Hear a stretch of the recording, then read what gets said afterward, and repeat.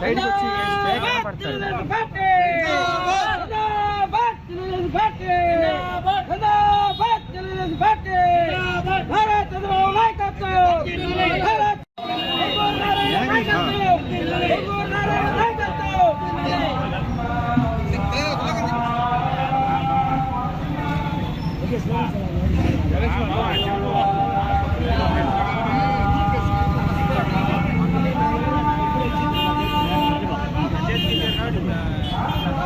అన్నా ముడి చేస్తాడు రావు.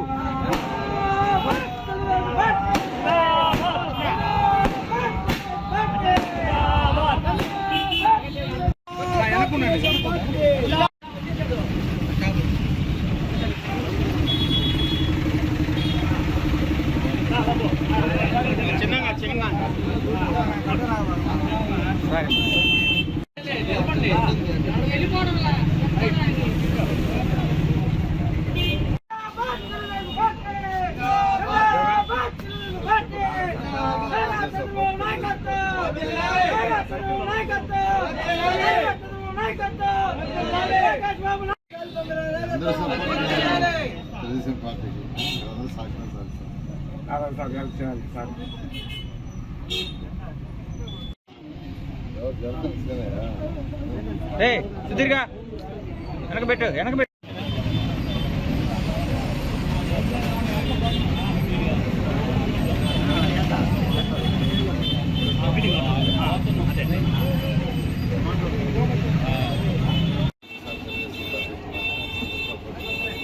కనపడటం లేదా సురేంద్ర హెచ్ఎంటి యాడుంటే ఆడ పెడుతున్నారు. ఈ చిన్న బజార్లో ఎక్కువగా ఇప్పటికే దాదాపు ఒక 10 షాప్స్ యాక్చువల్గా ఒకటే తెలుగుదేశం ఆదరణ చెప్పలేనంత విధంగా అసలు చెప్పలేను. అసలు నేను ఊహించాల ఇంత ఆదరణ ఉందని.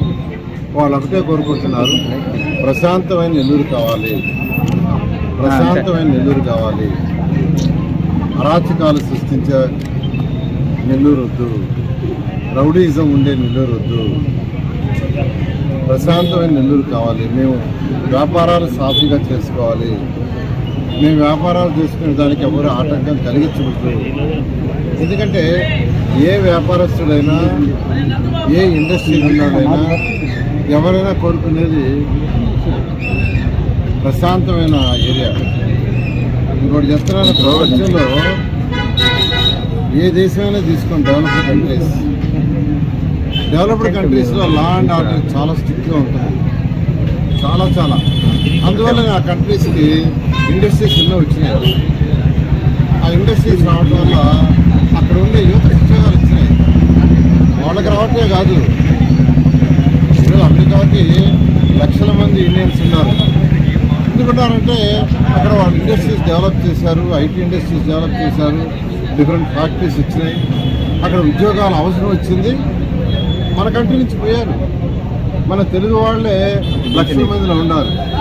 ఎందుకంటే అక్కడ ప్రశాంతం, లా అండ్ ఆర్డర్ చాలా స్ట్రిక్ట్గా ఉంటుంది. జపాన్ తీసుకోండి, జపాన్లో కూడా అంతే. చైనా తీసుకోండి అంతే. సింగపూర్ స్మాల్ సిటీ, సింగపూర్ సిటీలో 55 లక్షల మంది ప్రజలు ఉంటే ఆ సింగపూర్కి సంబంధించిన 35 లక్షలు, సుమారుగా 20 లక్షలు ఇతర దేశాల వాళ్ళు. మన కంట్రీ వాళ్ళు 7% ఉన్నారు. మన కంట్రీ వాళ్ళు 7% ఉన్నారు అక్కడ. అంటే ఎందుకున్నారంటే అక్కడ ఇండస్ట్రీస్ వచ్చినాయి. ఇండస్ట్రీస్ వచ్చినాయి కాబట్టి ఉద్యోగాలు అవసరాలు ఉన్నాయి. వాళ్ళ కంట్రీలో ఉండే వాళ్ళకి కాకుండా మిగతా వాళ్ళకి కూడా ఇస్తున్నారు. అలా ఎందుకంటే అక్కడ law and order very strict. Singapore లాంటి కంట్రీస్లో, జపాన్ కావచ్చు, యుఎస్ఏ కావచ్చు, యూకే కావచ్చు, లా అండ్ ఆర్డర్ చాలా స్ట్రిక్ట్ ఉంటుంది. ఇక్కడలాగా పిచ్చిగా కొట్టటాలు, కేసులు పెట్టాలు ఉండవు.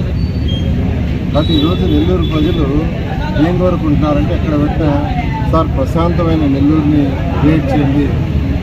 మీరు 2014-19 వరకు ఎక్కడ ఎటువంటివి లేవు, అన్ని కుల మతాల్ని కలుపుకుంటా పోయారు అని ప్రతి ఒక్కరు ఒకటే. వాటి తప్పితే వేరే చెప్తున్నారు. ఎందుకంటే వాళ్ళ వ్యాపార సాధ్యత జరగాలంటే ఇది కావాలి. కానీ ఖచ్చితంగా 2024లో తెలుగుదేశం వస్తుంది. లా అండ్ ఆర్డర్ నెల్లూరులో స్ట్రిక్ట్గా జరుపుతాం. ఎవరు ఒకరిని వాళ్ళని ఇప్పుడు వైసీపీ వాళ్ళ మీద గ్రెడ్జి తీసుకోవటాలు లేదా ఇంకో పార్టీ వాళ్ళకి గ్రెడ్జి తీసుకోవటాలు ఉండవు. న్యాయబద్ధంగా పరిపాలన చేస్తాం.